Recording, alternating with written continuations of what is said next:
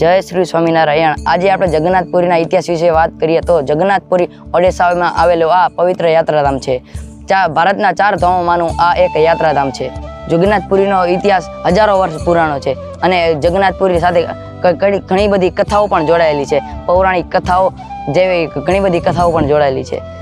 પૌરાણિક કથાના આધારે ઇન્દ્રધૂમ્ન નામના રાજાને એકવાર ભગવાન વિષ્ણુ સપનામાં આવે છે અને તેમને આદેશ આપે છે કે તે ભવ્ય મંદિર બનાવવાનું નિર્માણ કરે।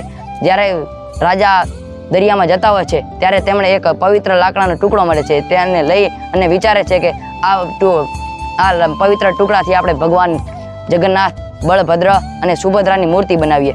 તો આ મૂર્તિ બનાવવાનું કામ તેઓ વિશ્વકર્માજીને સોંપે છે અને વિશ્વકર્માજી આ મૂર્તિ બનાવવાનું કામ શરૂ કર્યું અને તેમને શરત મૂકી કે હું જ્યારે મૂર્તિ બનાવવાનું કામ કરતો ત્યારે કોઈ જુએ નહીં।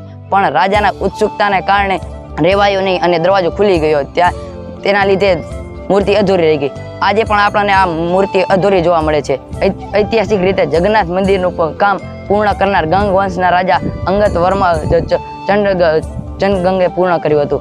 તેમણે પૂર્ણ કર્યા બાદ આ મંદિર ભક્તો માટે એક કેન્દ્ર બની ગયું છે। ઘણા રાજાઓએ તેમણે આ મંદિરમાં જીર્ણોદ્વાર પણ કર્યો છે, તેથી મંદિરની વિશેષતા એનાથી પણ વધારે વધી ગઈ છે। આ મંદિર માત્ર હિન્દુ ધર્મનું જ નહીં પણ ભારતની સંસ્કૃતિનું પ્રતીક બની ગયું છે અને અહીંયા લોકો આવીને પોતાના મનની શાંતિ અને આધ્યાત્મિક ઉર્જા પ્રાપ્ત કરે છે। જય જગન્નાથ।